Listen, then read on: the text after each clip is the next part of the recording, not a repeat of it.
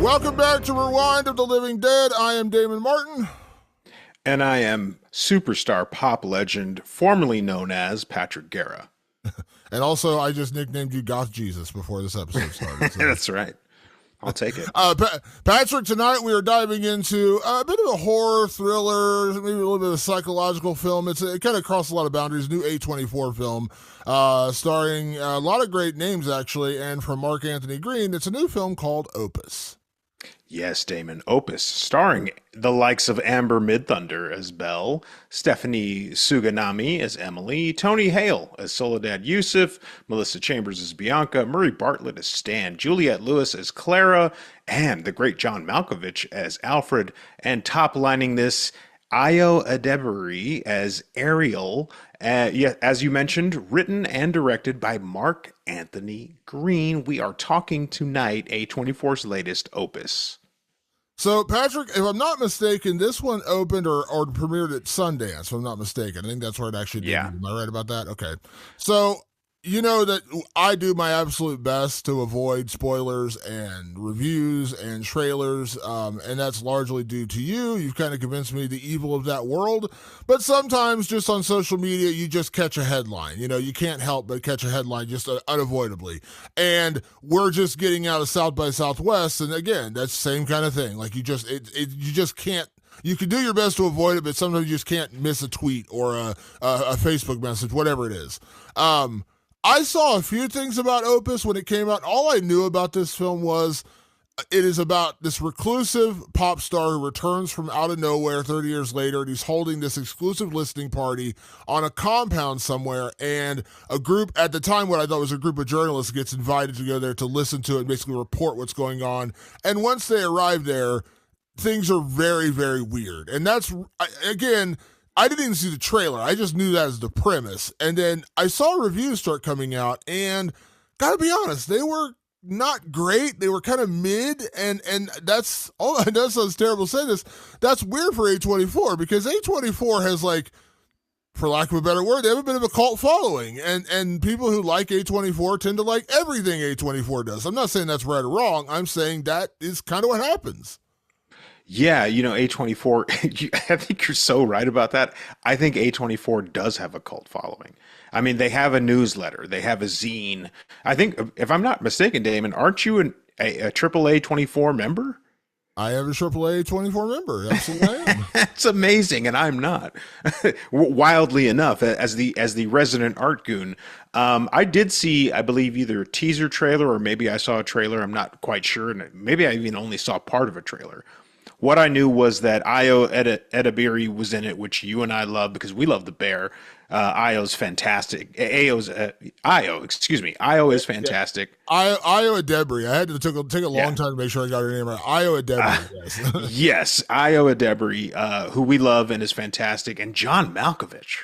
And I just went, hold the phone. Like, I'm good. Like, say less. I will go see this. It wasn't even the A24 of it all. I promise you it wasn't. I think you and I both agree, just because A24 is stamped on it does not mean I'm immediately going to like it. We know people who are like that, though. We know people who do believe, well, if it's A24, I'm going to like it. I've never been that person. I take each one at face value. But I did see Ayo and John Malkovich, and I thought to myself, whatever this is, I'm in. Just I'm in. And I could see that there was going to be sort of a cultish psychological vibe. I'm like, how deep does it go? How crazy does it get? Are we getting a John Malkovich horror movie? Because sign me up for that shit. This is a lot of things. And I was actually watching, in preparation for this podcast, a lot of interviews with the cast and even with the director. And it seems like every person that was interviewing them couldn't help but go, boy, this movie's part psychological, part horror, part comedy, part social commentary, part this, part that. It's a lot of parts. And maybe, Damon, just from my opinion, that might be the problem with this movie. Maybe that's why it's getting mid-level reviews, is that it maybe is biting off more than it can chew. It might be kitchen sinking a little bit of itself. I would love to get into the why of it all, and we'll get into that in spoilers. But this movie is indeed a hodgepodge, a lot of things. And I'm learning the more and more I watch movies, and you and I, Damon, We watch movies at a frightening clip these days. We watch a lot of movies, at least one a week, because we're giving you episodes once a week. Um, yeah, the more I watch movies, the more I'm like, hey, the simpler the idea, the better. This wasn't the most simple idea. I think at its core, it has a pretty straightforward thesis, and I just think the execution was like kitchen sink. And I don't know if those two things work together for me. So let me say right out of the jump, and I mentioned this on the show before, that I love movies about the entertainment and music industry. I'm a sucker for those. You know, I mentioned how much I love movies like Almost Famous, High Fidelity, Love and those then you go movies. into like Once Upon a Time in Hollywood. You know, movies that are about the entertainment and music industry. I worked in music. I worked at a record store growing up when I was a kid in college, and I was around record reps all the time. So I loved that side of the industry, and of course, I love movies. So I just have like a natural attraction to that. So I'm a bit of a sucker for the idea of a musician as a bit of a cult figure because, like it or not, that's kind of what we have in our world today. The cult of personality, the cult of celebrity is absolutely real.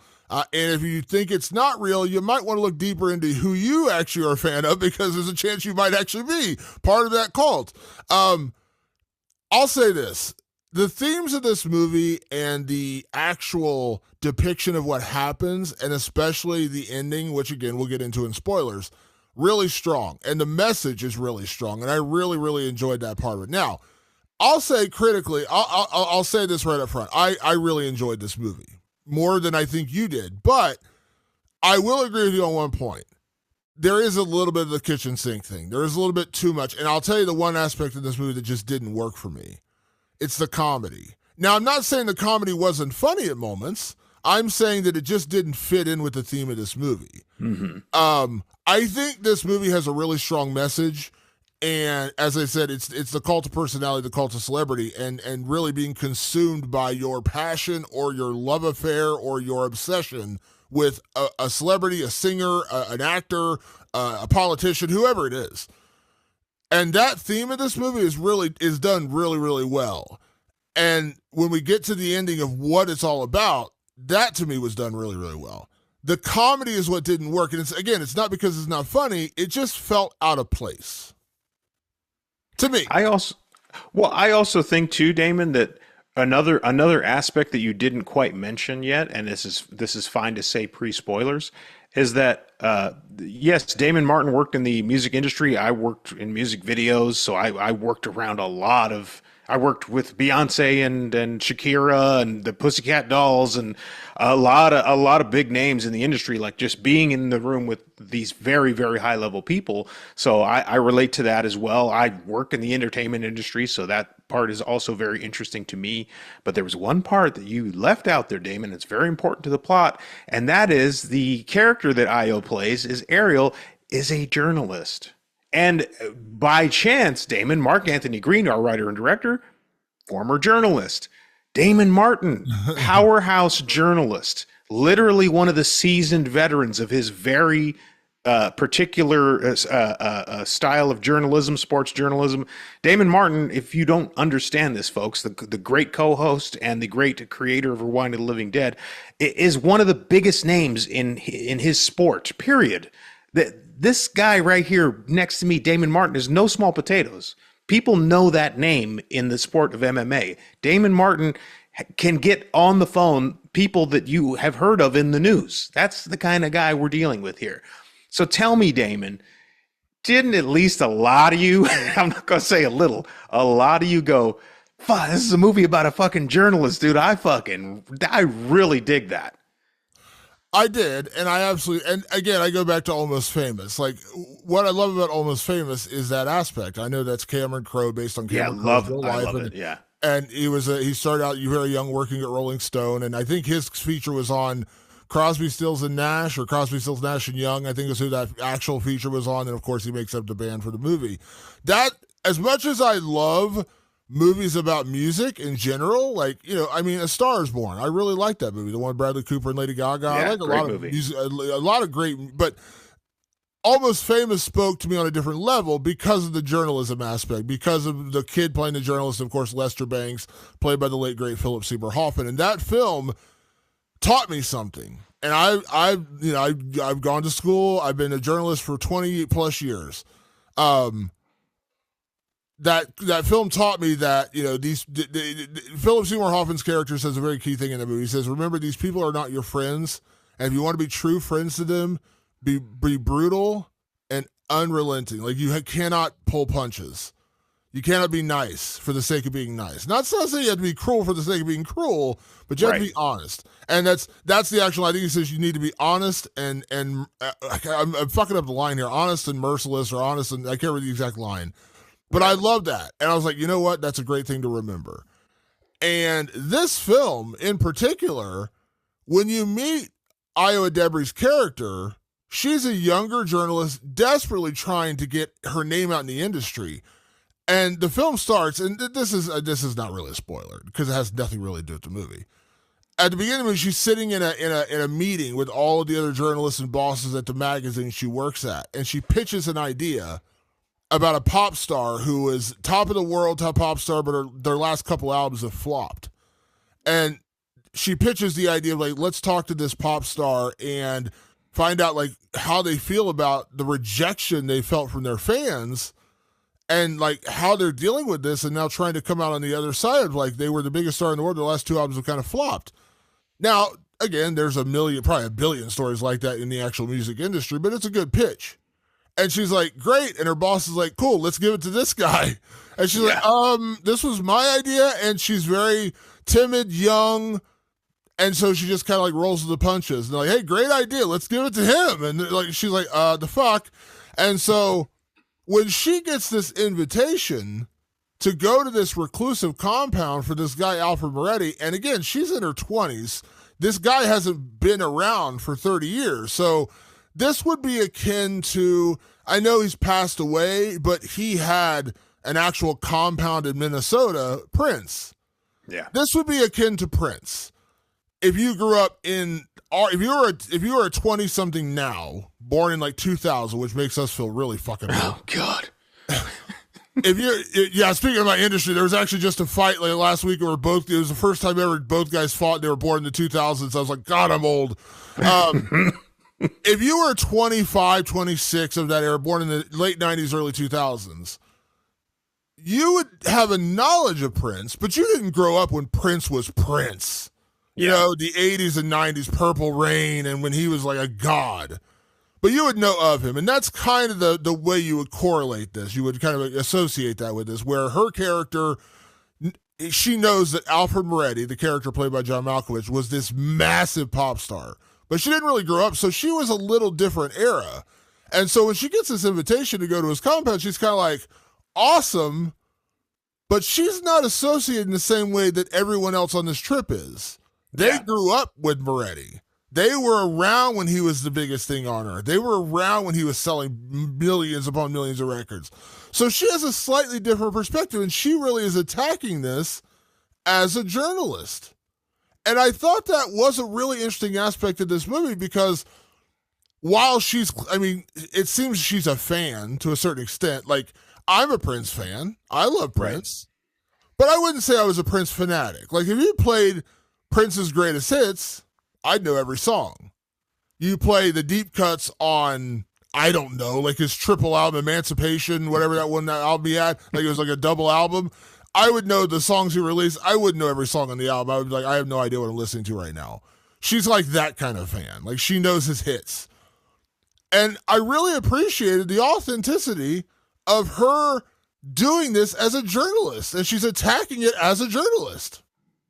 Yeah, it's interesting because, like, you know, it's this big deal that Moretti's new album is coming out, and he's going to invite people to his compound for a listening party. By the way, to dispel the rumor, this is not based on Kanye West's Wyoming listening parties or anything like that. It was written long before those things happened, just to dispel that rumor.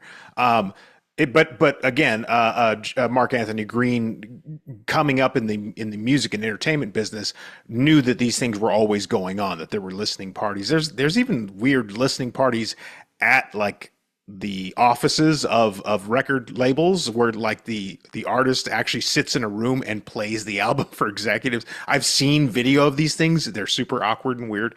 Anyway, this stuff happens. Well, the editor of their outlet gets the invite, and they're like, "Oh, wow! Of course, our editor. Like, of course, he's a big deal. He's a veteran journalist. Of course, Moretti brings him in because this guy's probably done 30 articles on him over the years." But then comes another basket, and it's for Ariel, and you're like, why Ariel? Ariel doesn't even write articles for us. She writes like back page pieces, little fluff pieces, little fashion pieces and stuff like that. She doesn't write the big musical. Everybody's like, why her? And even Ariel's like, yeah, why me? But also, hell yeah. Like, this is my shot. I've been wanting to do this. I want to break out somehow. She's like any other Gen Zer. She's like, I really want to break out and become my own thing and important to my generation, and I want to do it through my artistic outlet, which is my writing. So she's biting into that. She's ready to go for that. What she's not ready for is the fact that people worship this Moretti figure at a level that she doesn't understand because she didn't come up with it. Exactly what you were saying earlier. So when shit starts to get weird, and damn it will get weird in the spoilers, she's like, are you all fucking blind? Why are you just blindly getting in? Why are you just blindly giving into what's going on? That talks to the deeper themes of this movie, and I appreciated that about this movie. Do I think it was done to good effect? I mean, we'll get into that, I guess.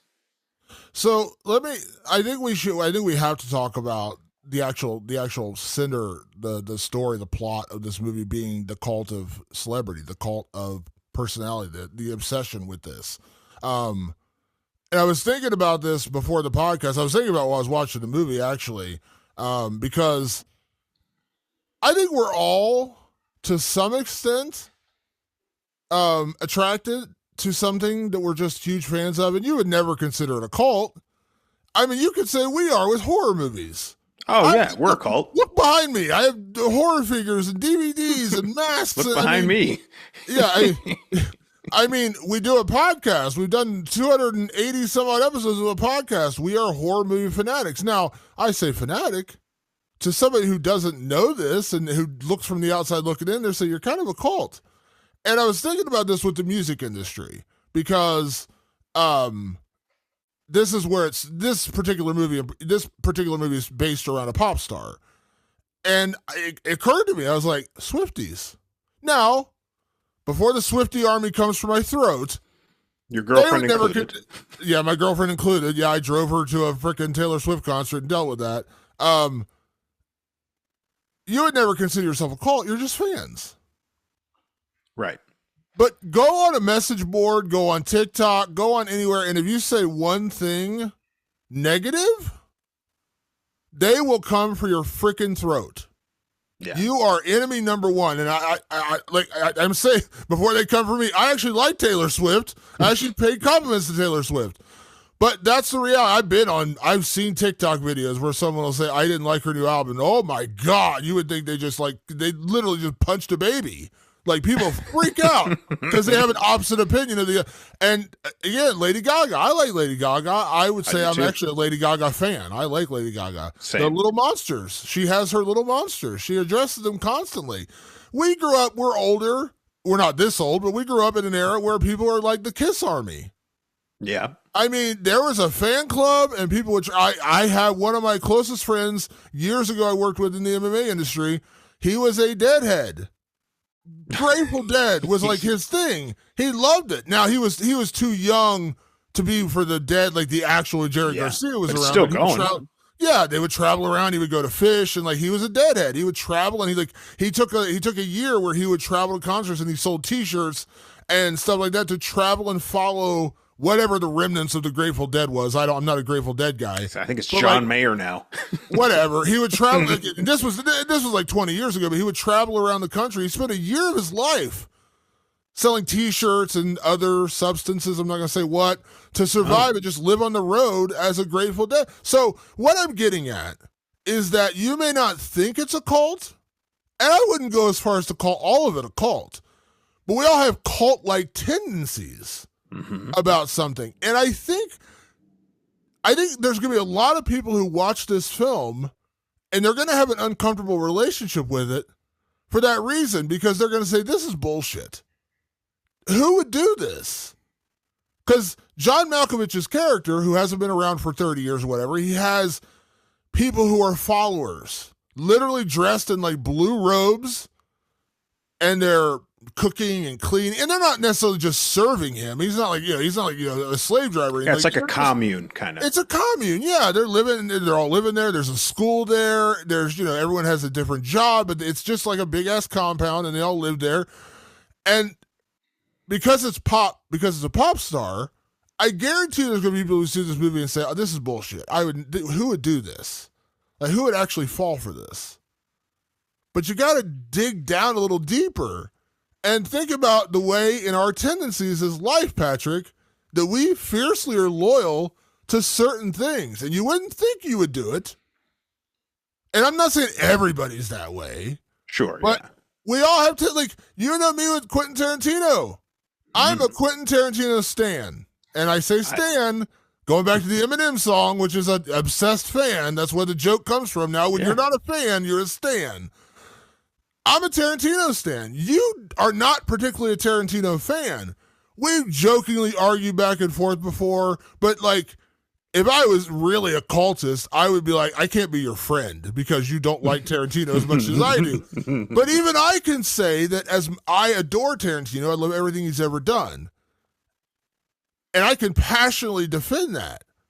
But that's what I'm talking about. Is like, even that just kind of tears on that line a little bit. And I think that's an uncomfortable subject for a lot of people. I think it is. Yeah. I mean, I think with me, it's like I'll defend Alien and the Texas Chainsaw Massacre 1974 to the day I die. And I'm kind of when I get into my modes, Damon, I'm a bit of a pit bull. I won't let go. Like, it's not, the argument's not really done until I'm right, is kind of how I play the game. And it's like, yeah, I will eventually break you down. But that's fucking cultish behavior. We all have it in some way, shape, or form. I don't think I'm particularly like cultish, and I don't think you are either, even though you are part of the cult of Quentin Tarantino. Fair enough, it's fine. But you aren't someone who will disown people or mistreat people because they don't agree with you. You have enough brain in you that you don't do that. But not everybody has that, Damon. And the lengths at which people will go to be in the presence of the thing that they are slavishly devoted to is kind of what this movie's about. It's like, because it's not just about the people inside the compound, it's about the people that were invited to the compound and what they are willing to do as well. Now, Damon, we're getting dangerously into spoilers, so I think it's probably time. But before we do that, I want to remind our audience that my new short film, The Path, is coming to Panic Fest in a matter of weeks. The week of March 24th, tickets will be available for you to buy the short block that my film, The Path, is in. So you can go online. You don't have to attend Panic Fest in the great city of Kansas City, Missouri. If you can't be in Kansas City, Missouri that week, you can still participate. You can still go online to panicfest.com and you can actually get tickets to watch my short film, The Path, which is in a very specific short block. Just go the week of the 24th and you'll be able to do that. It would mean so much to me and this show if you can show your support by buying a ticket to watch The Path online at Panic Fest. And let me say personally here, we're talking about cults and fandom. I am a Patrick Garris stan. So go watch The Path. I'm telling you, it's awesome. And I'm not saying that because we're doing the show together. I've seen it. He would say less. I know that about Damon. I had no actual involvement, but I read the script before it happened. So I know we talked about it beforehand and I watched it and it's brilliant and I loved it and I think you will love it. If you're a fan of this show and you're a fan of what we do on this show, support Patrick, but I'm not saying that because it's just our show and he's here. I'm saying it because it's actually damn good. So check it out, Panic Fest. We will have the link and everything up on rewindlivingdead.com. We're kind of waiting a little closer to the festival. Yeah, so we should wait closer to time. So it's not like weeks old, but yeah, it'll be up on the website as well, and I will advertise it on social media as it gets closer because we're all guilty of that. I tell you now, and then when it actually happens 2 weeks from now, you've forgotten. That's the way the world works. I understand. But you will be priming you. Yeah, so rewindlivingdead.com will have an actual link, and so if you're just listening to us in the car or at work, we will have a link on the website where you can actually go and click and find and buy the panel that Patrick's short film is on. So yes, go check that out. Absolutely, coming up in Panic Fest in just a couple weeks. So with that being said, Patrick, let's get into spoilers. So if you haven't seen Opus, it is in theaters right now. I'll be honest, I don't know how well this film's going to do because I saw it in the theater. And it was a very, very small theater, and I think there was like 4 people in there on opening night. So I don't know how big this movie's going to be. But that being said, we're not going to get into spoilers. I'll turn the table over to you because obviously you had some thoughts that we're kind of getting into that spoilery territory. Yeah, Damon, my theater had an audience of 2, myself and Schwink. Shout out to Schwink, my brother, one of my favorite movie-going partners. Yeah, he and I, we knew we wanted to see this week 1. We are cultish when it comes to IO. Like, we want to see whatever she plans to do, and so we went and saw this. And, you know, I will say this about Opus. I think it is a slow run up to the catalyst, and I would argue the catalyst is actually very deep into the movie. I'm talking over an hour into the movie is maybe the real catalyst of the movie, where like people start dying. They give you a death early on, and it's sort of just brushed away. Now, that is kind of the point. The point is once they get to the compound where the real action happens in this movie, where the bulk of this movie takes place, Ariel is surrounded by veteran journalists and people that are embedded in the music industry and that are already sort of clicked in with Moretti. They know him. They have a history with him. One is paparazzi. One is another music journalist. One is another. Was he a musician or something? I can't remember what that other guy was. Yeah, he was a musician, or he worked with Moretti. I think he actually worked with Moretti at one point. Yeah, something. Well, he's the first to go. He gets into a massage chair. You hear a drill, and you don't know what happens to him after that. And you're like, oh, that's kind of weird. Okay, what happened? He disappears. Well, Ariel, not being somebody who was embedded in that lifestyle, goes, he can't just disappear. Like they're sort of just waving him off, and she's looking around, and indeed, everyone in this cult is dressed in a cobalt blue. They all sit at these long tables. They all Moretti comes in, he'll hold court. They all laugh in a very robotic way, in a strange way, and you're just like, this is all weird. And that's exactly where Ariel's brain is we're with her, and she's going, I think everything here is weird. And I think it's weird that guy's missing. And I think it's weird that my boss doesn't think that's weird. And I think it's weird that this daytime talk show host, she doesn't think it's weird. Why is no one questioning what's going on? But Damon, correct me if I'm wrong, because I think you liked this movie more than I did. There was still not a true sense of urgency in the actual events that were unfolding. Like the actual plot of the movie, really, I would argue it never actually got to the point where it was like, oh shit, I need to leave this compound, like undeniably, like Moretti had to force it on them. I think from my view, Moretti had to force it on the entire crowd that you are actually now in danger.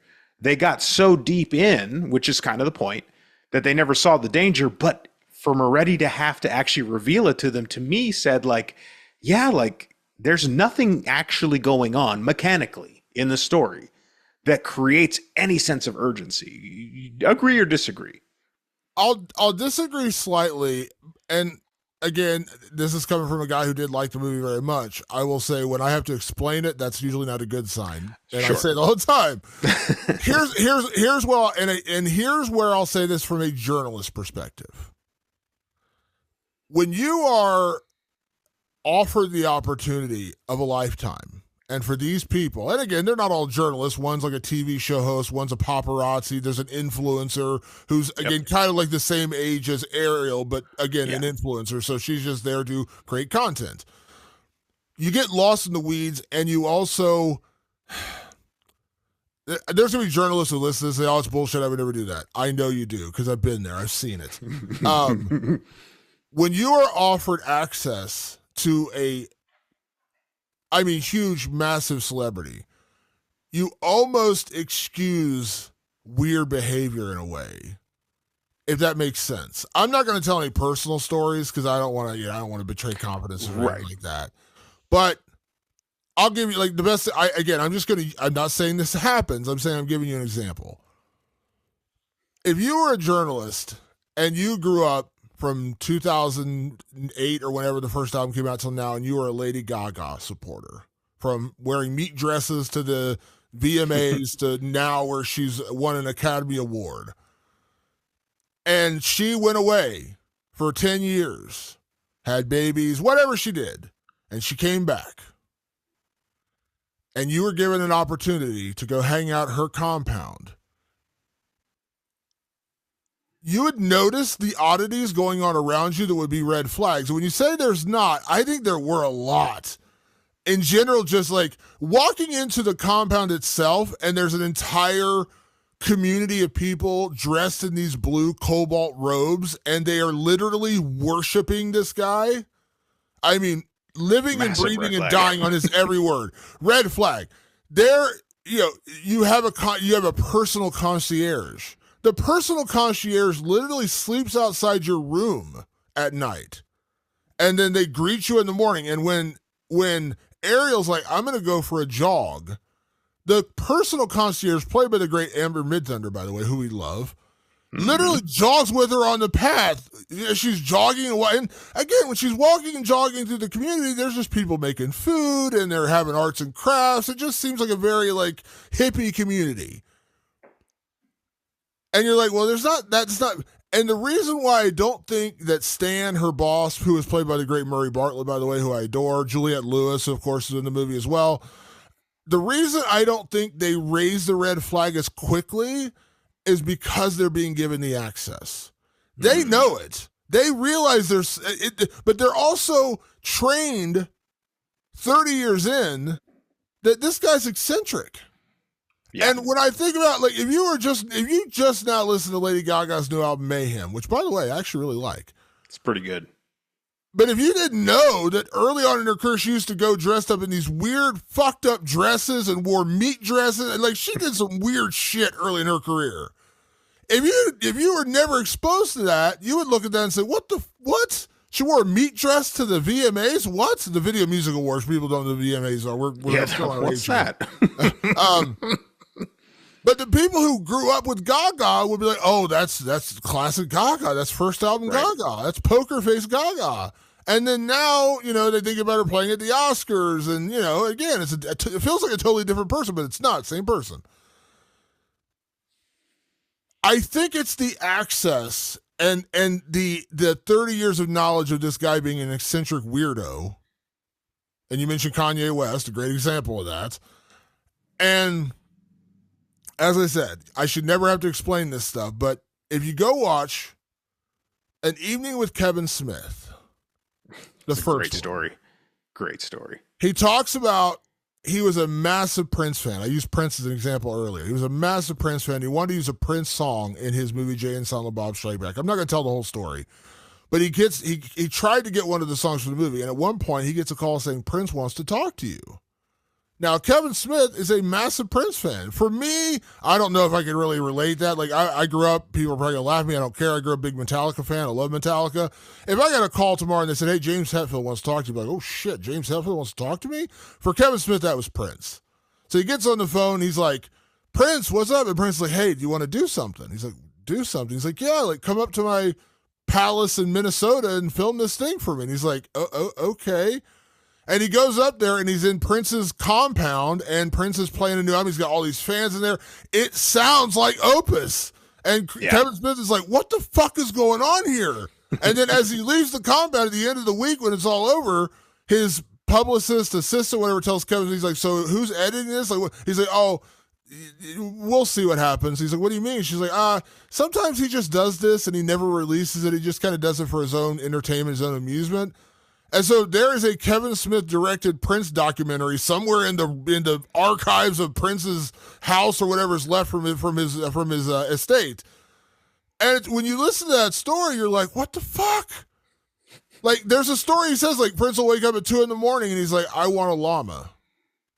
And his assistant is like, Prince, that's not physically nor psychologically possible at 2 a.m. in Minnesota. But in Prince's head, he's like, why can't I have a llama? It's 2 a.m. and I'm Prince. So my point is with this whole roundabout story, Patrick, is that I think the people who are embedded, Murray Bartlett's character, Juliette Lewis's character, I think they're just so happy and enthusiastic to have the access. They're literally getting to walk up to Moretti and say, how's it going? You don't get that kind of access. So they're just like ignoring. They know the red flags are there. And I know you're saying they're not major red flags. There are major. Trust me. I know we're going to. There's a point where a freaking person comes in the room and says, we need to groom your pubic hair. If Yeah, you don't, if you, and when they do that, like Ariel's like, the fuck? And she's like, he likes pubic hair, but he wants it trimmed. And he's like, and she's like, does he need to see it? And he's like, no, it's not like pervy. He just so the way they explain it is they're like, it's not pervy. He doesn't need to see your pubic hair. He just wants to know it's well trimmed and well groomed. And Ariel's like, okay. And you can tell how weirded out she is. Like, what the fuck? But when she goes outside and talks to her boss and Juliette Lewis's character, she's like, did they trim your pubes? And he's like, oh, yeah. They're laughing about it because they're just like, this dude's so eccentric. He's so wild. But we got access, so we don't care. And I think that is the heart of the story, is because they don't see the red flags. They see the red flags. They're ignoring them because they have access. And when you get access to that level of stardom, you can kind of ignore everything else around you. Again, these are extremes in this movie, but that's what's happening. Yeah, I think it is the big idea of the movie. I really do. I think the big idea of the movie is like we all are susceptible to giving in to things that are very not normal just for access. And I think that's becoming more and more and more common. Not to like toot my own horn. I know we just talked about my short film. I have people coming up to me on social media, like DMing me all the time on social media now. They want access to the film so they can talk about it. They're seeing an opportunity there, A, to see something before other people get to see it, and B, they get to talk about it, and maybe it actually raises their cue points a little bit, stuff like that. Like people, it's easier than ever to get access. This guy, he lives off the grid. He's way out. He's a bygone superstar. So the rules of today don't necessarily apply to him. And when she charges into the room and is just like, I think everything is fucked up, and her editor and this talk show host and this this veteran paparazzi woman, they all look at her like, what's the big deal? Just go with the flow. That to me was the thesis of the movie. That moment where Ariel is sitting there going, none of this is normal. Why are you acting like it's normal? It's not. Like, what, like, are you just so wrapped up in it? Are you so comfortable on your high horse? Because, but by the way, this editor, this talk show host, this paparazzi, they're all well-to-do. They are veterans of their industry. They make lots of money. They're very comfortable at the top, even in their dying, like, all three of those daytime talk shows, newspaper or magazine editor, and paparazzi. These are dying mediums, but they sit atop them, very comfortable in their positions, and something very, very abnormal is happening in front of them, and they're sort of waving it off. I mean, her editor's waving it off with an arrow through his shoulder. That's what he accidentally got hit with an arrow, and again, like. That's my problem with the movies. When he gets hit with the arrow, it very much feels like an accident, and a little kid comes up and apologizes and everything. They really don't even make that seem like a weird thing, but Ariel's like reacting to it in a weird way. That's kind of my problem with the weird unevenness of the story, but that's beside the point. The point really is that Ariel's going, none of this is normal, and you're all acting like it is. I think that's a commentary on greater society, very much so. And that is, I say, the most ham-fisted and on-the-nose moment in the movie. And I'm not saying that as a bad thing. I'm just saying that was when it was most direct. It was most direct in that moment where she's just like, you, this older generation, fat off the land, living high on your horse. I'm this Gen Zer who's barely struggling to get by, who's barely struggling to have a voice in the world. I'm seeing a problem, and none of you are reacting to it. That sounds an awful lot like things that are going on outside of the music industry. It kind of there's an issue at large in the world, let's just say. And a lot of people are like, this isn't normal. And the older generation's going, yeah, whatever. And that feels like horror to a young generation.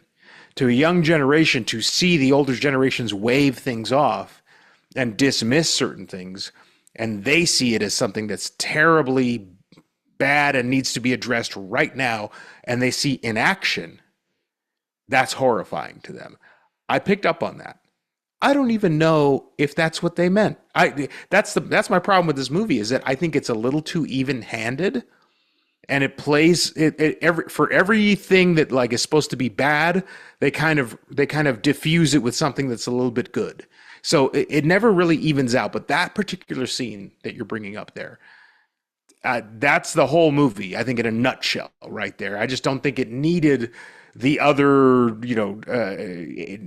100 minutes around it.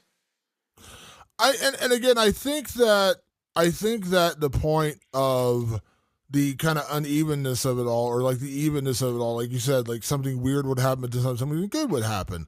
I think that's all meant to balance because there are a lot of red flags, as we said, and there's more Yeah. obvious red flags, but there are definitely red flags. And we're like, again, a concierge sleeping outside your room. Who the fuck does that? Yeah. Like, no, you're like that, and then you're going to go on my jog with me. But again, to me, I go back to the access thing. Like they're just like they're overlooking it, and so when they have a dinner and everyone's very nice and they're listening to his new song, and he has this weird about midway through the movie, he does like a personal performance for these people. He sits them all in chairs, and Moretti goes around dancing and singing this song. And he's like lap dancing with some of them. He like fake fucks another one. He's just like, it's very odd. And you can see it in Ariel's face. She's like, what the fuck is going on here? Like this guy is like just dancing. It's like, he's almost like he's like a striptease performance, but not taking his clothes off. But all the other people are just having a hoot and holler and great time because they're hearing the new Moretti song. And in that moment, you talk about like the good thing and the bad thing. The good thing is they're hearing the new Moretti song. They don't give a fuck that he's like grinding on them and picking them up. It's like the weird shit he's doing, they don't care about because they're getting access to hear the new Moretti song. Yeah. Everything else fades to the background, and they're loud. He's lavishing attention on them as well. Yeah, It's and that whole thing. again, I can't remember what movie it is. There's a great line in a movie where it's like, where it says something to the effect of like, you don't really notice the devil because of how warm it is. You don't realize how comfortable it is living under the wing of the devil because of how warm it is. Something to that effect. Mm-hmm. And I think that's kind of what this is. They don't see the fire burning in front of them because he's keeping them so warm. And that's like, again, I don't really know. You've been around a lot of people, and I have too. So I'm trying to think of an example for personally for you and I. But like, I remember we've talked about this when you were working at Comic-Con and Sigourney Weaver walks in. Oh my God. Now She's everything to me. Yeah. Yeah. Now, I've never met Sigourney Weaver, unfortunately. And in that moment, you've told me she was a sweet person, nice person, and you were just goo eyed, like, oh my God, I'm in the same room as Sigourney Weaver. Now, if Sigourney Weaver said, Patrick, I like the cut of your jib. I need you to come to my hotel room and I'm going to give you an exclusive interview, or you can shoot whatever, whatever you version of that. Right. Some crazy amount of access. Yeah. I have an idea for a short film and I want you to do it. Now you would shit your pants in that moment. Right there. Yeah. Now, if you walked into a room and there were flying monkeys and there were people fucking on the couch and there's just all this weird shit going on, in your head you're like, what the fuck? But Sigourney Weaver's sitting there and she's like, I got a short film I need you to film. You would ignore Yep. Oh, everything else going on around you because Sigourney Weaver just said she wanted to make a short film with you. And that's kind of the point I'm making. These people are not, they're just, the whole say, like, you don't see the forest for the trees. What that means is you're too close to see what you're seeing. Like, I would see those things. I'd be like, this is going to be a great story for my friends and all that. Let's talk about that short film because she can get that made. Yeah. And so that, I guess that's what I'm getting at is like, yes, you're right. It is uneven. And they do, again, like that moment, that scene with Malkovich dancing around them is the perfect example of that because it's not inherently weird. Like he's giving them access to a song and it's a performance. Really is what it is. It's a performance. And if you are a Moretti fan or you're a Gaga fan or a Swift fan, if you were in a room with Taylor Swift and she's like, I'm going to personally play you an acoustic song, you'd shit your pants if you were a Swiftie. If you're a Swiftie, yes. If you're a Swiftie. And so that's the good because they're getting this access. They're getting this star to show them something they've never seen before. The fact that he's bumping and grinding and whatever the fuck else is going on is just, it's so who weird. cares? And so I think that's like everything gets ratcheted up, and even like the arrow, like when he gets shot with the arrow, you're like, how the fuck are you not just running for the hills? But that's for us on the outside looking in. For him, he's like, oh, this kid comes up. He's like, it was an accident. I'm so sorry. Because they have like an archery range because they teach kids there. Yeah. They actually explain that away like rather easily. Like you can buy that was a total accident. But it wasn't an accident. You could tell it wasn't an accident. Because at that moment, he was talking about Moretti being weirdo, and it was kind of like, she's like, this is a cult. He's like, oh, of course it's a cult. Like, the boss is like, of course it's a cult. And they shoot it with an arrow. It's on purpose. But they're like, oh, I'm so sorry, it was an accident. But it's on purpose. They're just trying to shut him up. And can we talk about the ending to what it's all about here? Yeah, please, Damon. So Iowa Debris' character, Ariel, she at one point is just like, we got to get the fuck out of here. Like, I'm leaving. I don't care if you all want to stay. I'm gone. Because she saw that all their cell phones had been destroyed. That is actually why she leaves. Yeah. Yeah, she started snooping around the compound. She finally got away from her concierge, and she's like snooping around the compound, and she goes into like this meat den, which is like almost like a, what do you call it? Where they're doing like a curing, like they're curing meats. Yeah, it's yeah. And so that's where she finds the basket where they took all their cell phones. Their cell phones have been painted over and they're all fucked up. And so like, okay, something's really bad here. And she's like, I gotta go. And so she runs out and she's like, I'm leaving. And they're like, well, the bus isn't here. If you can wait like 40 minutes, it'll be back and we'll drive you into town. And Moretti's, again, this is, I think, to your point, but also effectively so, they're not scaring her. He doesn't grab her and put her in handcuffs. No, he plays the hero. He plays the hero. He goes, everyone calm down. We're going to the priority is her getting out of here, which is a very cult-like thing to do, by the way. So all of that tracked. Yeah. And a little girl who met Ariel early in the movie, was very friendly with her and nice to her, was like, oh, we're getting ready to put on a puppet show. I wanted you to sit next to me. So Ariel's like, all right. And he's like, listen, just go to the puppet show. You can see outside the door. When the bus pulls up, you can leave. We'll take you back to town. We'll take you back to the airplane. You'll fly home. You'll be good. You're not obligated to do anything else. She's like, okay. And that's when they go to the puppet show, and that's when the shit really hits the fan, because they do a story of Billie Holiday, and the puppet show is literally journalists and paparazzi are played by rats, literally dead rats that they've stuffed and now they're puppets. And the whole story is about how Billie Holiday was basically driven mad by people like, oh, you're famous, and then they're like, what about you gaining weight, and what about your husband leaving you? I don't remember the whole story, but it's like the questions, they mistreated her. Yeah, they get more and more invasive and nastier as they go. They're like, how are you? Great. Who are you fucking this week? Like, whoa, like they just ratchet it up, and it gets really nasty, and that's kind of the whole point of it all. And then at the end of that, Ariel's like feels something moving underneath her, and they're in beanbag chairs, and she feels something. They're like, oh, what the fuck? And the beanbag chair gets ripped open, and it's the influencer who got pulled out earlier. She was coughing and like she had something stuck in her throat. Found out she was allergic, or they basically poisoned her with something, and her face is all blown up like a peanut allergy or something. And then that's when everything just hits the fan. They're just like, okay, cat's out of the bag. You're gonna die, because as we find out later in the movie, Stan, her boss, wrote a scathing review of one of Moretti's albums years earlier. It was a shit album, basically, is what he said. The paparazzi took a very unflattering photo of him. Juliette Lewis's character had kind of a similar situation where she criticized him on TV. These were all people that criticized or were critical of Moretti during the height of his career, and so they all got drawn in there as a mission of revenge, more or less. But Ariel's the one person who doesn't fit, because she never wrote about Moretti. She wasn't around during his heyday, so she's really confused about this whole thing, why she's even there. But Stan,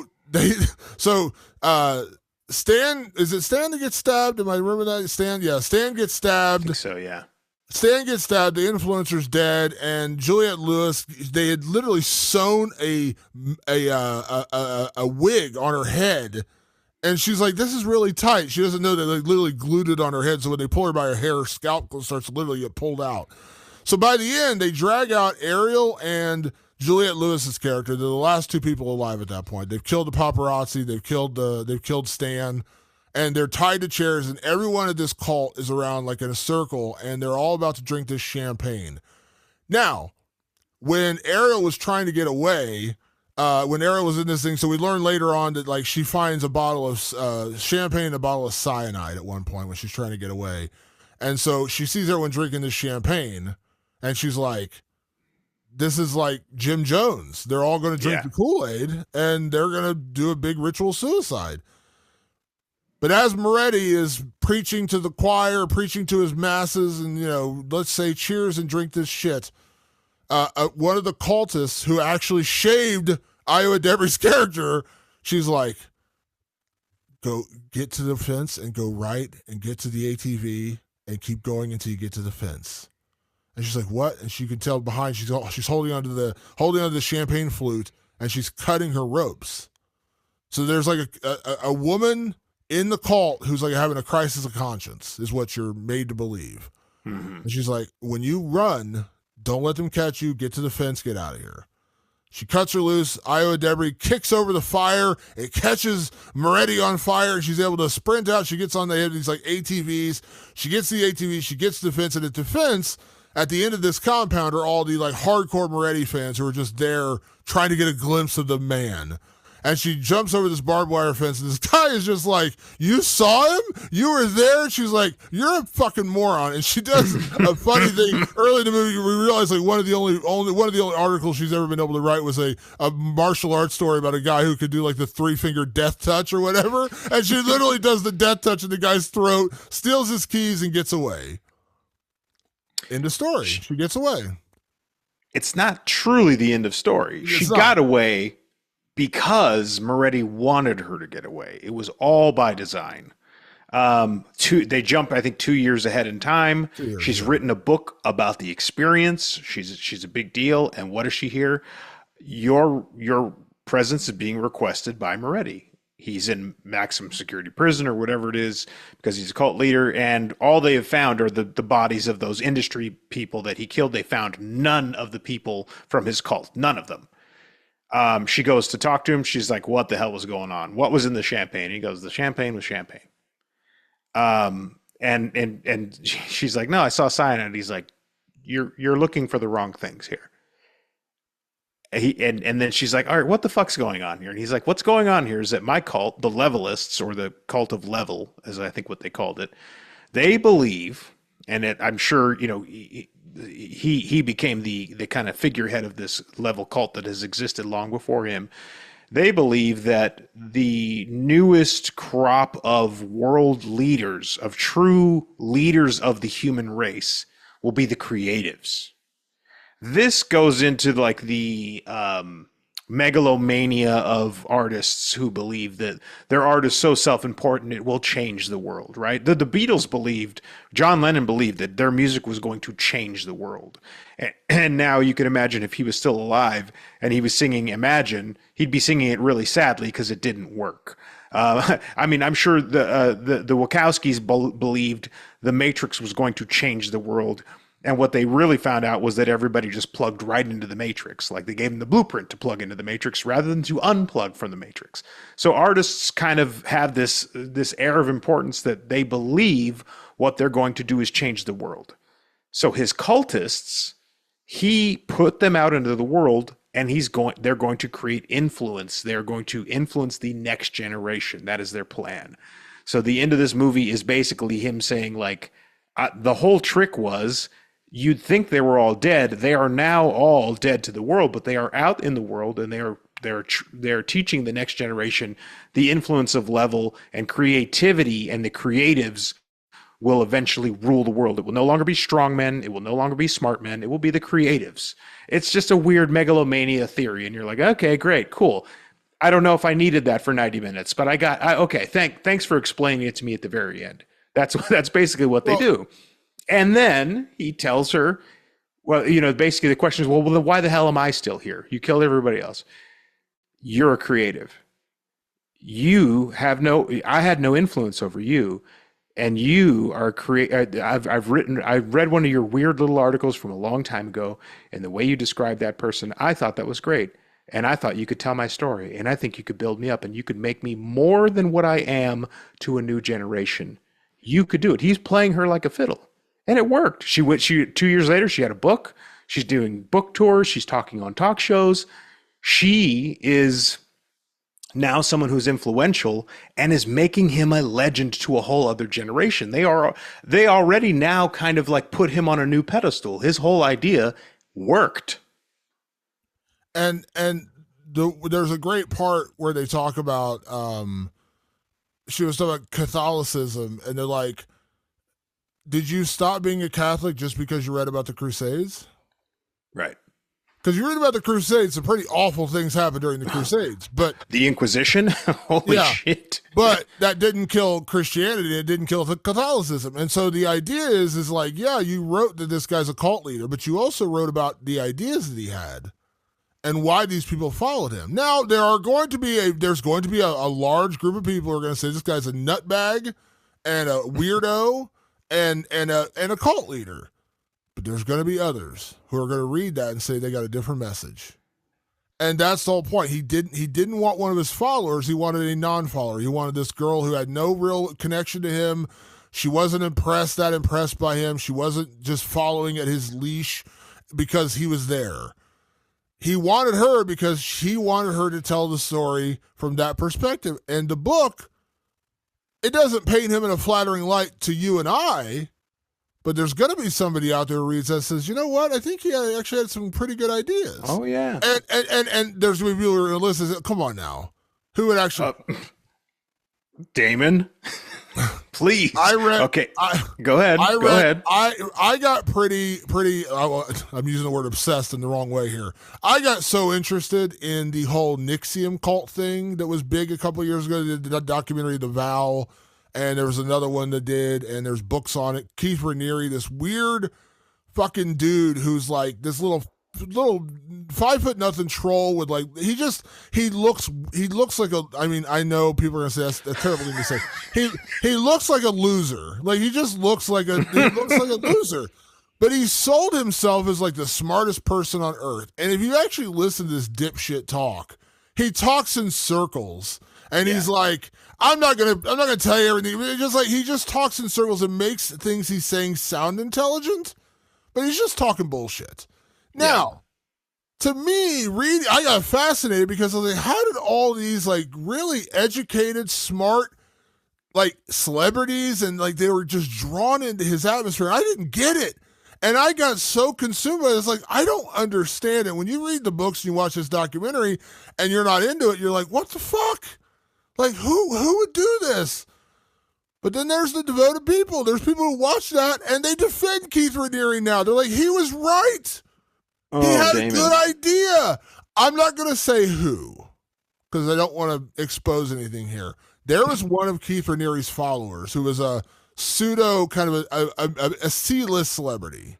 Okay. Who followed him, and they were one of the first people who said, something's not right here. Like, he's fucking like 15-year-old girls. This is fucking weird. We need to get the fuck out of here. That same person now has a self-help group that they've started on their own.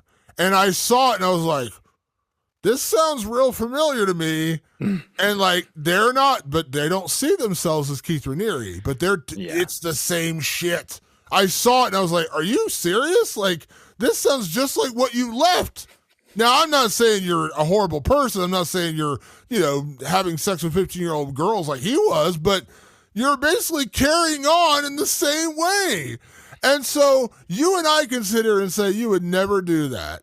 You and I would never do that. But that book that Ariel wrote, there's going to be people, maybe 10%, maybe 5%, maybe 3%. They're going to say, that's a good idea. And Damon, they're going to perpetuate it. I'll see your Nixium cult leader and raise you Osama bin Laden, who just about a year and a half ago, all of a sudden, his philosophies ingratiated themselves to a lot of Gen Zers. It was going around, and they were like, well, listen to what he said. It's not that bad.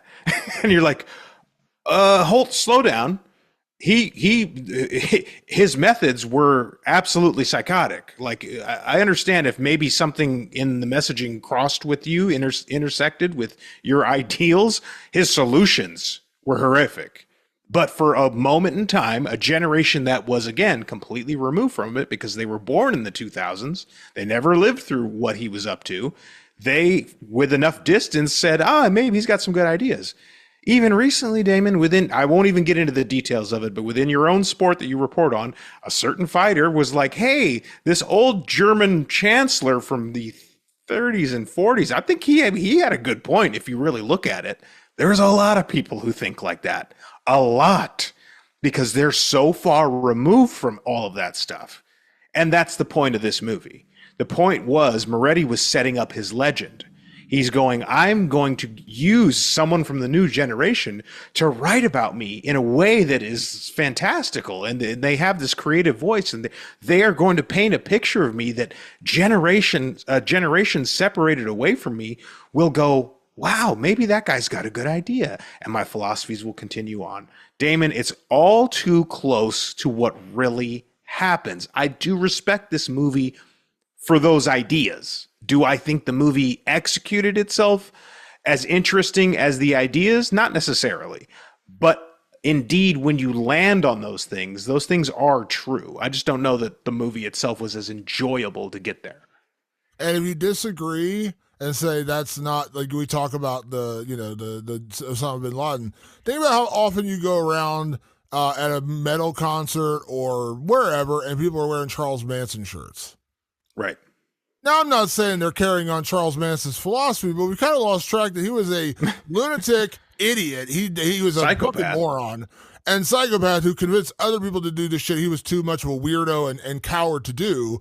And he literally butchered people, like butchered a pregnant woman, hung her and killed her with her baby. Now, there's people like, oh, Manson, I love Manson.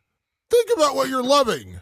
Yeah, and what are you doing there? Yeah, and so that's what I'm saying. Like, we lose perspective. And so, yeah, and again, I like the way it was executed, especially that ending when Ariel, it clicks in her head. She's like, oh, shit. I'm now being the conduit for what this lunatic was trying to message. He was trying to, like, he's in prison and happily in prison. He's like, oh, yeah, I killed 5 people.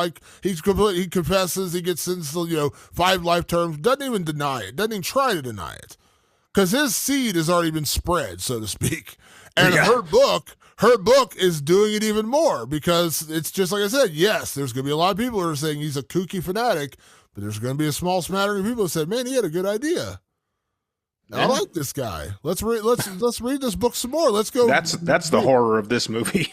Yeah, and again, and when and so at the very end of the movie, Ariel is sitting down for a TV interview, and this woman is on TV, and she's like, "You're so brave. You've gone through this. We've read your book. It's best-selling. But what a great job." And she looks at the woman, and the whole concept of this cult is around pearls. Like, the members of the cult all have pearls that they wear, and she notices that the TV show host has a little necklace with like 2 little pearls embedded. Now, is that host actually a member of his cult? We don't know. She's wearing a pearl necklace, but it clicks in her head. She's like, oh fuck, it's spreading.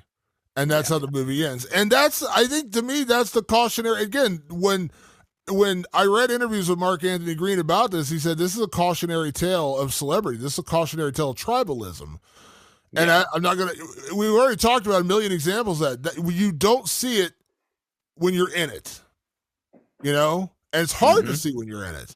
But we've all been there. It's, again, not to extremes. I hope not.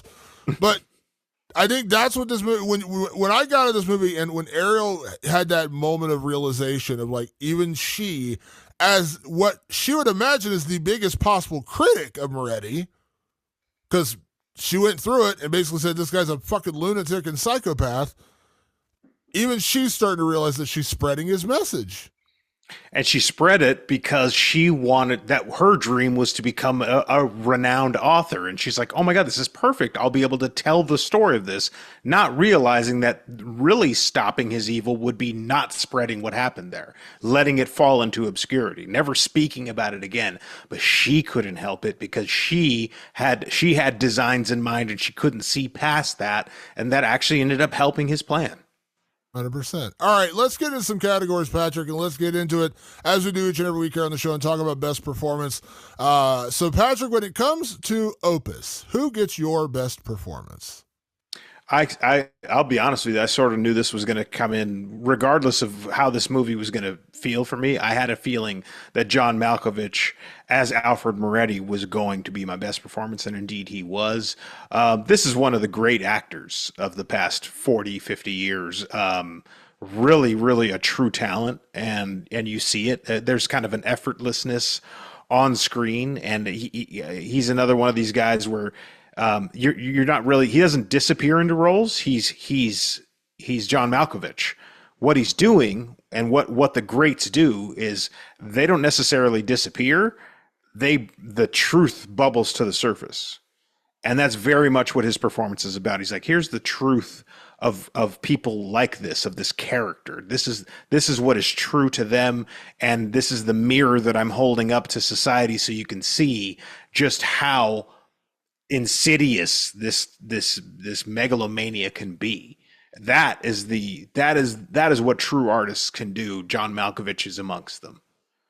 It's funny because there are certain eccentric actors that just kind of fall into these roles where they're so good, but it's hard to define them in a way because you wouldn't think of John Malkovich and say, well, he's a heartthrob or he was ever like a Right. A-list, like he was never like the romantic lead. You know what I mean? He's just a great actor. And I think of, there's a few names I would think of off the top of my head. One being like Christopher Walken. Mm-hmm. No, like if you watch King of New York, he plays. He's got a woman in that, and he's like kind of like the leader of a gang, and he's very powerful, and it's more of a gangster role. But like Walken kind of has that vibe to him, where he's kind of like he's a little weird, off, and a little eccentric, and you kind of think of that. And my initial thought watching this movie was like, by the way, love John Malkovich, one of my favorite actors actually. I love John Malkovich. My first thought when I watched this movie was like, was Nicolas Cage just not available? Because this feels like a Nicolas Cage movie. Like this feels like a Nicolas Cage movie to me. But yeah, Malkovich was great. For me, Patrick, I gave my best performance, kind of the other obvious one here, but is Io Debris. And I love, by the way, I saw an interview with Mark Anthony Green where he talked about this, and he said that he saw the first season of The Bear and immediately became obsessed with casting her in this role. He was already written. This movie was originally written like 6 years ago or 7 years ago. Yeah. And as he was getting it together, after he saw the first season of The Bear, he's like, I got to get her. And so that's how she ended up connecting with him, and he loved The Bear. She is incredible. And I appreciate her detailed authenticity with the reporting and taking notes, and again, because she was the outsider getting in, she was noticing all the weird stuff, and I think that was one of my favorite aspects of her performance and the role itself, is because even though she does get kind of suckered in a little bit to the weirdness, like the woman cutting her pubes, which that would have been immediate, like, I'm out of here, fuck this. But even in that moment, because she's being invited in and given access, but she's still like her realization, like she's got that reporter brain on the entire time where she's like, that's weird. That's weird. This is odd. But her reporter brain, and I'll admit I would do the same thing, is like, I can't leave because I need to find out more. And I think she plays that very well. And that rolls right into my MVP, who is Io Debris. I think she does exactly what needed to be done in this movie, which is she gave the perspective of Gen Zers. Because I think that's what Mark Anthony Green is trying to do, is saying like the new generation is seeing just how absurd we're being.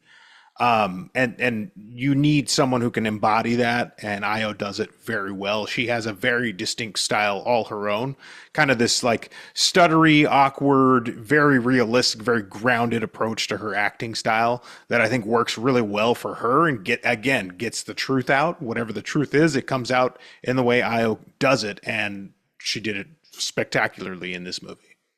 Yeah, she's really good. And again, like I said, I mean, she got my best performance, so, no doubt about what I loved about that.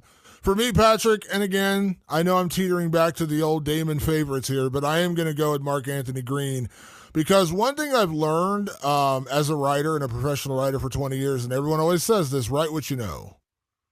Write what you know. And I've actually battled against that a lot in my creative side when I try to do fiction, because what I know really well, what I've done for 20 years, is write about sports and sports journalism. That's been my bread and butter. Now, have I done other things? Yes, I have.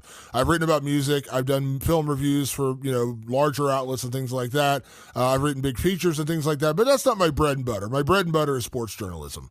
And everyone always says, write what you know. But when I do fiction, I'm like, I want to do something else. I want to branch out and do other things. I want to write about other interests. But that always clicks in my head, write what you know. And Mark Anthony Green wrote about what he knew. He had worked at GQ for 13 years. And as I said in the intro, he interviewed LeBron James and Donald Glover and Beyonce and these big, massive, giant, huge celebrities. And as he said, as I mentioned earlier in the show, he didn't base it on one person. He wasn't like, oh, I had this experience with Beyonce and this is 100% what this movie's about. He was, again, talking about the cult of tribalism, the scariness. It's a cautionary tale of being like too tribal about your fandom or however you want to say it.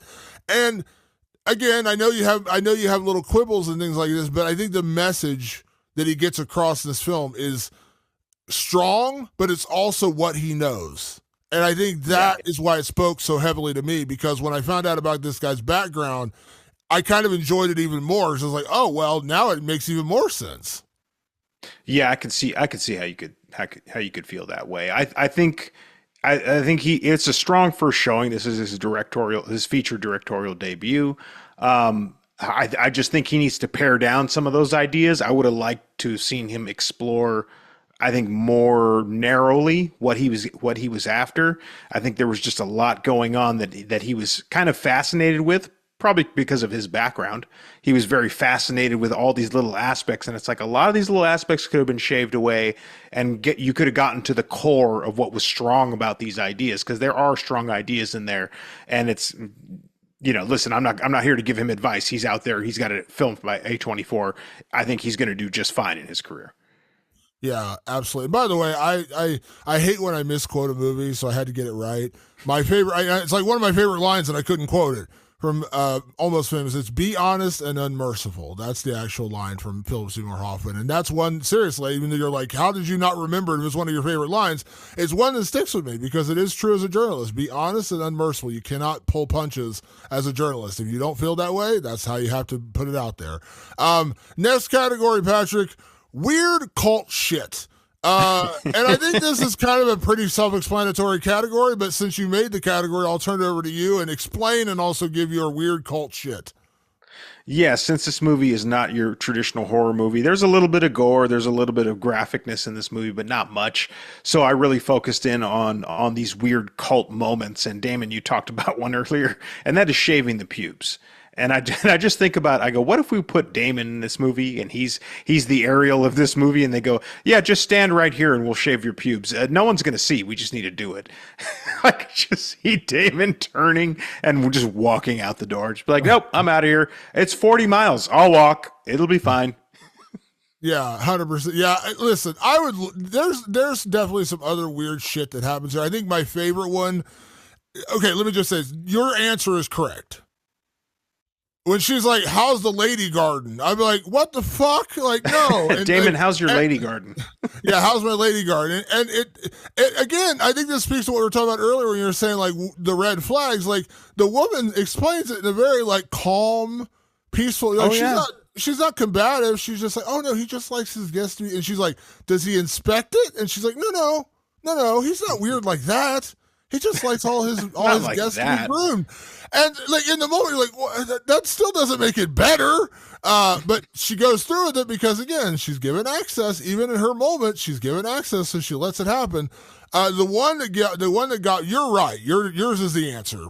But just to give another example of that, there's a moment in the movie where Moretti comes in. Everyone sat down to dinner, and Moretti comes in and he starts telling a rhythmic story.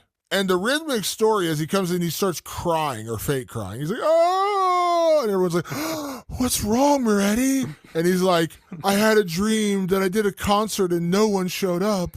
Oh, and the crowd's like, oh. And he's like, but then I woke up and the crowd was there. Yay! And then I started singing, and they went silent. Oh no! But then I did the chorus, and I'm making this up, but that's like they were living in, and he's on the floor, like grinding on the floor and crawling, and these people are just living and breathing and dying on his every word. And they're like, "Yay!" And he says something sad. They're like, "Oh no!"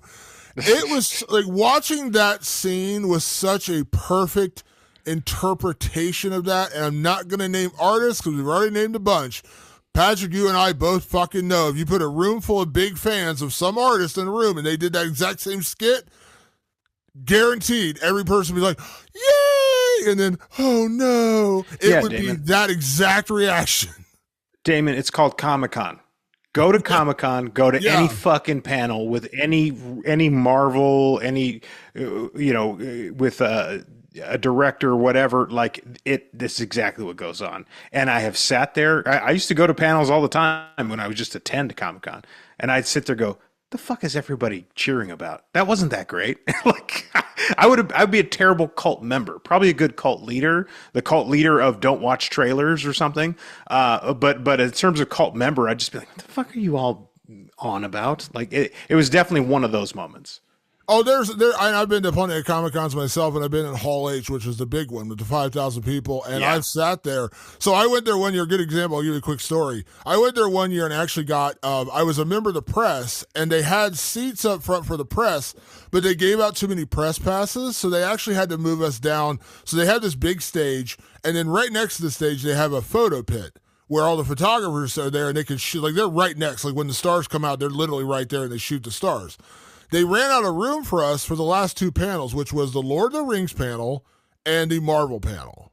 And they're like, "Listen, we have no seats left, but you can stand in the pit. So you're going to be right there, but you're not going to be like sit down for like 2 hours. You're going to have to," and I was like, I guess like I'm here. I can't really deny that I'm going to get access. So they put us in the pit, and the Lord of the Rings thing was on. Now, I'm not a Lord of the Rings fan. There goes the other half of our audience. I'm very much like Kevin Smith and Clerks too. I'm like, they're just about fucking walking. I don't like Lord of the Rings. And I think it was the first prequel. What are those called? The Hobbit movies? Yeah, Dildo Baggins, whatever it is. Dildo. And they're showing this, and I'm like, what the fuck is this? Like, I don't understand. People are losing their minds. Yeah. They just think they literally reacted like Jesus just came on stage. Oh yeah. And as me as a not Lord of the Rings fan, I was like, what the fuck? Now, to my credit, to be the fan, 10 minutes later, Robert Downey Jr. walked out with the Iron Man glove on, and I about jizzed all over myself. So I understand. But like that's what you're talking about. Like in that moment, like everyone's freaking out and they're like, "Oh my God, Lord of the Rings, this is the greatest thing ever." And me personally, I was like, I don't understand why you people are. This trailer wasn't that good. But yeah, when Robert Downey Jr. came out with the Iron Man glove on, I was like, "Fuck yeah!" Yeah, I remember being in like it was an obscure panel one time. It wasn't even. It was like a director's panel on action or something, and it was not big. It was like the place was half full, but then Keanu Reeves showed up just by chance, and people were like losing their shit. I was like, "Yeah, it's cool. It's Keanu Reeves."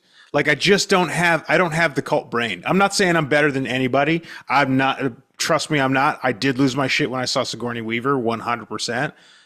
Outside of Sigourney Weaver, it's pretty tough to get me excited. Yeah, but yeah, you're right. Comic-Con's a great example of that. Yeah, really Patrick, next category, can we survive this horror film? Now, this is an interesting category because I am a journalist, so I actually could be and have been in, not to this extent, I will say, but I have been in similar-ish situations around stars, and you have too, to a certain extent. Oh, yeah. No, tons. Yeah, so I mentioned it earlier. Let's put you in Sigourney Weaver world because that's the one. When I said you walk in and she's got orgies going on the side, are you surviving this horror film? If it's that, I don't think I am. I really do. I think I'm one of the targets of a Moretti, like the editor and the talk show host and the paparazzi. I think I'm more a target because I'm willing to kind of say the thing. Like even as a filmmaker, it's probably a little bit taboo that I come on here and talk about any movie disfavorably. Like there's a weird cultish attitude in the film industry where it's like, if you're in the film industry, you only say nice things about movies. I say on every single podcast, go see the movie and decide for yourself. That's always at the end of the day what I say. But I still say my piece. That is very taboo. So a guy like Moretti would be like, That one time you said that this one album was derivative of my old stuff, so you're getting the axe. So I'm not making it out of this one, Damon. No chance. So if I play your role, I'm dead because I've had professional fighters threaten to kick my ass because I wrote about them. So I know it can happen. But I'll play the other side and be the Ariel and say like I'm just a journalist in there, and that's why I said I would survive because as much of a fan as I am of certain things, and like I said, I'm a Tarantino guy, and I worship at the altar of Tarantino. But if I was at Tarantino's house and he's like, hold on, before we go to dinner tonight, he needs to trim your pubes. I'm like, you know what, man? I'm a Scorsese guy now. I'm out. So that's why I said I would. I mean, I would be Ariel because, like, even in my biggest fandom, and I am, like I said, I'm a big fan of a lot of things, as you can clearly tell by my background. And like I said, I worship at the altar of Robert Englund. I love Robert Englund as a Nightmare on Elm Street fan. If Robert Englund invited me over to his house for a dinner and he's like, hold on, before we sit down, I need you to trim your pubes. Dude, you were good as Freddy. I'm fucking gone. So I would be Ariel. I would survive this situation because even I have my limits. Like even I have my breaking point. I don't care how much I love you.